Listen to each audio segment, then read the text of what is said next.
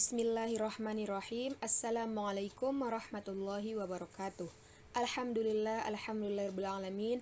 Puji syukur kepada Allah Subhanahu wa taala yang telah memberikan kita kesempatan untuk bertemu lagi di agenda belajar bahasa Arab pertemuan ke-11.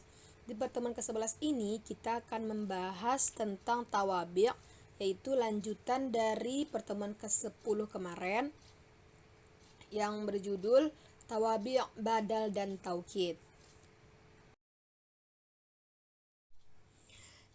Keterangan pengganti atau badal. Badal secara bahasa artinya pengganti. Dinamakan demikian kenapa? Karena badal bisa menggantikan posisi kata yang digantikan. Contohnya, qala Muhammadun Rasulullahi.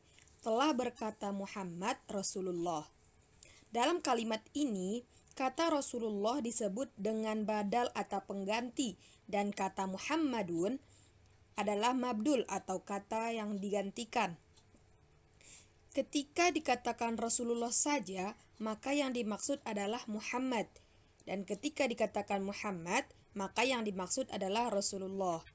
Ini adalah fungsi badal yang biasanya menjelaskan posisi atau jabatan dari mabdul.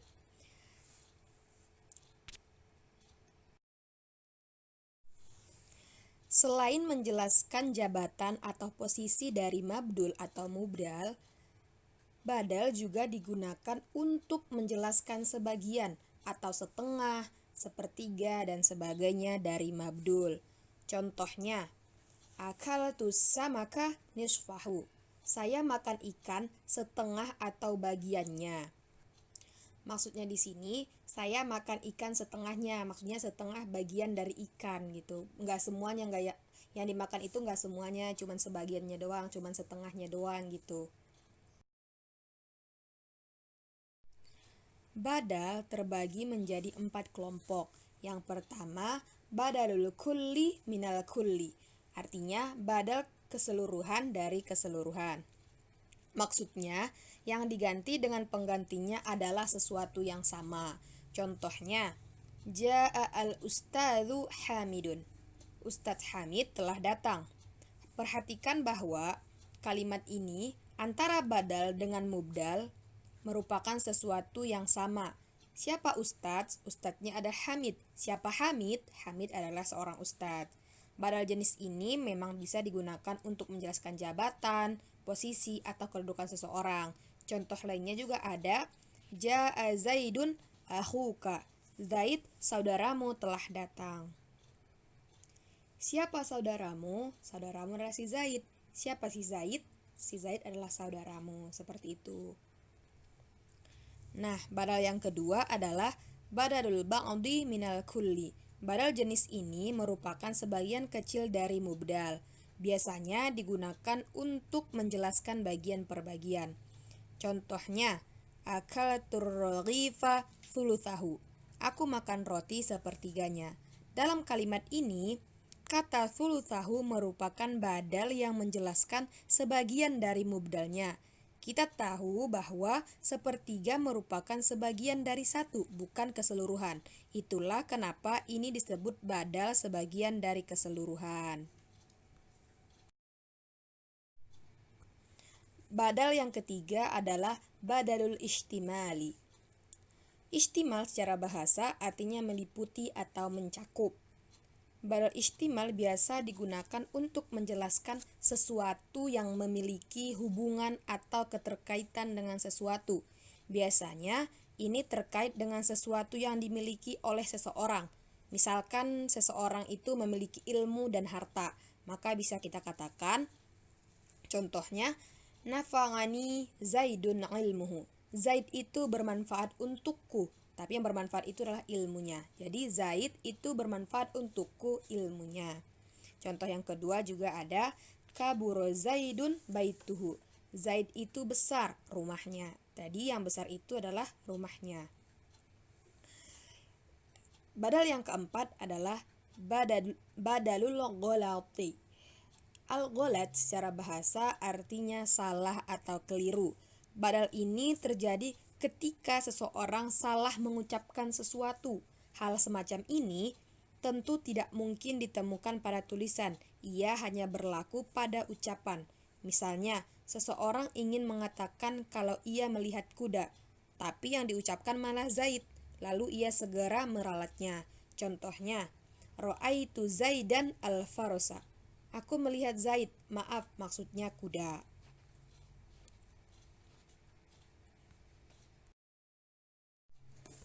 Tanbih atau perhatian.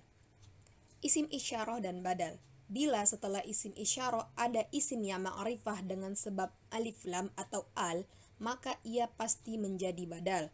Contohnya, hadzal kitabu jadidatun. Buku ini baru. Yang kedua, tilka thalibatu nasyitatun. Siswi itu rajin. Kata al-kitabu dan at-thalibatu menjadi badal sehingga maknanya menjadi buku ini dan siswa itu. Kalimatnya tidak sempurna bila tidak ditambahkan kata lain sebagai khobar. Akan tetapi, bila kata al-kitabu dan at-thalibatu dalam keadaan nakiroh, maka ia bisa menjadi khobar sehingga sempurna kalimatnya. Jadi, hadza kitabun. Ini adalah buku. Yang kedua, tilka thalibatun. Itu adalah siswi. Jadi, tidak menggunakan alif lam.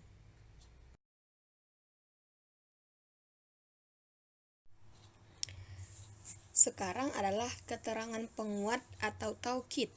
Taukid yang dimaksud di sini bukanlah penguat dari sisi makna seperti penggunaan kata inna yang bermakna sungguh, tetapi khusus untuk penekanan dengan kata-kata berikut ini. Yang pertama, an-nafsu. Contohnya, qama Zaidun nafsuhu. Zaid telah berdiri dirinya. Yang kedua, al-ainu. Ra'aitu Zaidan ainahu. Aku telah melihat Zaid dirinya. Yang ketiga, kullu, seluruh atau semua. Ra'aitul qauma kullahum. Aku telah melihat kaum seluruhnya. Yang keempat, ajma'u, seluruh semua. Contohnya, marartu bil qaumi ajma'ina. Aku berpapasan dengan kaum semuanya. Kata an-nafsu dan al-ainu digunakan untuk menekankan bahwa yang dimaksud adalah orang yang sedang dibicarakan, bukan hal lain yang berkaitan dengan dirinya. Misalkan ketika seseorang berkata, qama Zaidun nafsuhu. Zaid telah berdiri dirinya. Maka kalimat ini menekankan bahwa yang berdiri adalah si Zaid, bukan anaknya, istrinya, atau hal lain yang terkait dengan Zaid. Adapun kata kullu dan ajma'u bisa digunakan untuk menekankan bahwa objek yang tengah dibicarakan adalah seluruhnya, bukan setengahnya atau sebagian darinya. Kaidah yang berlaku untuk taukid adalah taukid harus sama i'rabnya dengan kata yang diperkuat. Maksudnya adalah ketika muakkadnya marfu, maka taukidnya juga harus marfu. Ketika muakkadnya mansub, maka taukidnya juga harus mansub. Dan ketika muakkadnya majrur, maka taukidnya juga harus majrur. Contoh yang pertama adalah contoh muakkad dan taukidnya marfu' di dalam Al-Qur'an. Contohnya pada Quran surah Hud ayat 123. Bismillahirrahmanirrahim. Walillahi ghaibus samawati wal ardi wa ilaihi yurja'ul amru kulluhu fa'buduhu wa tawakkal alaih. Dan kepunyaan Allah lah ya apa yang gaib di langit dan di bumi, dan kepadanya lah dikembalikan urusan-urusan semuanya, maka sembahlah dia. Yang kedua, contoh muakkad dan taukidnya mansub di dalam Al-Qur'an. Dalam Quran surah Al-Imran ayat 154, Bismillahirrahmanirrahim. Qul innal amra kullahu lillahi. Katakanlah sesungguhnya urusan itu seluruhnya di tangan Allah. Yang ketiga, contoh muakkad dan taukidnya majrur di dalam Al-Qur'an.